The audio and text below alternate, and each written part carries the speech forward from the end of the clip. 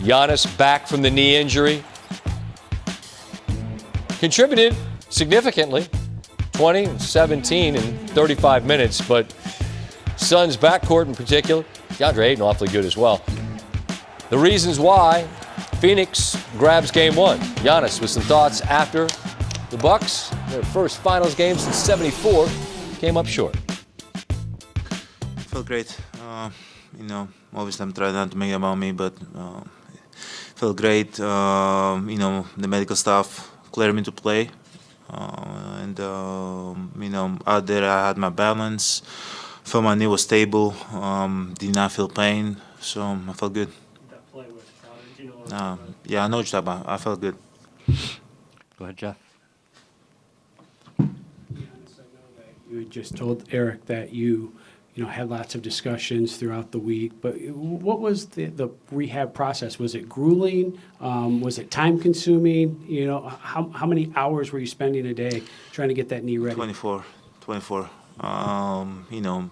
From my treatment, from lifting, from getting on the court, pull sessions, keeping my foot elevated, like it's 24 hours a day. And obviously it wasn't easy, but, I was willing to do it. And I think, the medical staff had a great program for me that I was able to, do what I have to do to get, stay in shape and at the same time recover and, not have a lot of swelling in my knee.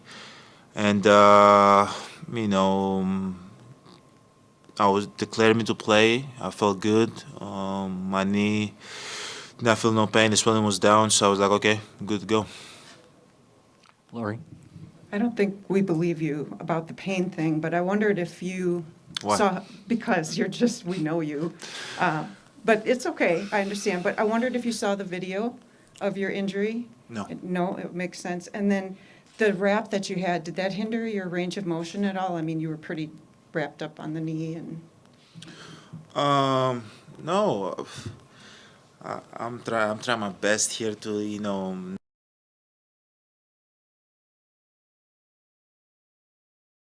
not make it about my knee, but I'm going to say one more time that my knee felt good. Obviously, you when you go and play a game, you never know what's going to happen. A play with Jay Crowder might happen, or the same play that happened that line. You don't know what's going to happen. I'm just happy that I'm out there, and I'm able to, help my teammate in any way possible. And participate in NBA Finals, my first NBA Finals. So I'm just, try to, put my attention in that and not in, if my knee hurts, if I feel, At the end of the day, I'm out there. I feel good. I don't feel pain.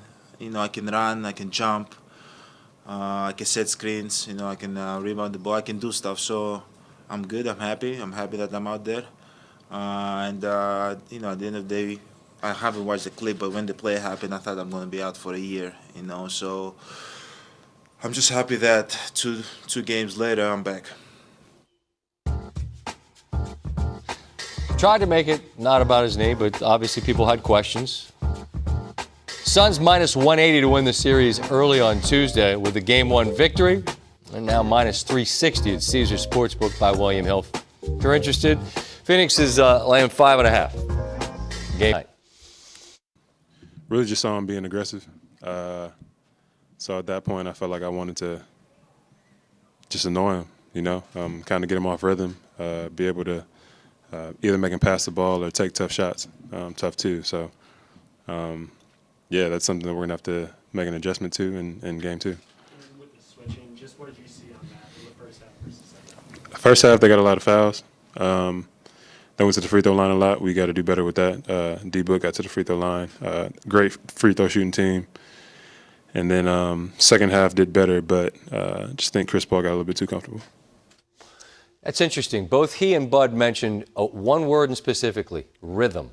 Yeah. How does that reveal itself specifically to Chris Paul? What are they talking about in your opinion?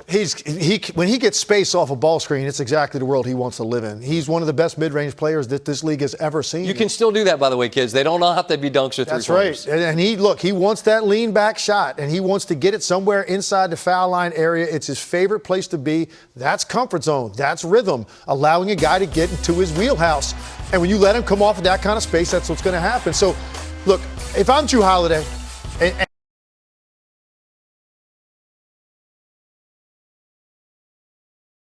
and Damian Lillard called this guy the best perimeter defensive player in the NBA. It's a pretty good source that's coming from. I'd say. Okay? If I'm Drew Holiday, I'm going to Mike Budenholzer and I'm saying, listen, let me hound Chris Paul and try to wear him down. I'm going to fight over as many screens as I can. And again, Scott, one of the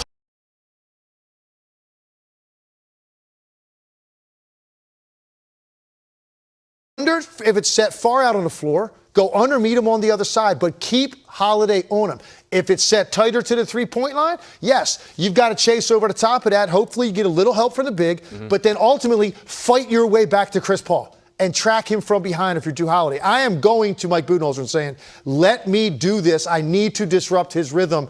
Booker's a different animal altogether. Chris Paul is the guy that is the key to this series, and Drew Holiday is the one guy they have that is equipped to be able to take on this challenge and at least disrupt his efficiency. Tonight, Chris Paul had it far easier than he expected in his first finals game. It's funny, I just wrote down that word, and far be it from me. I've never been in the arena, but certainly Chris Paul, I'm not saying it was easy. He made it appear to be.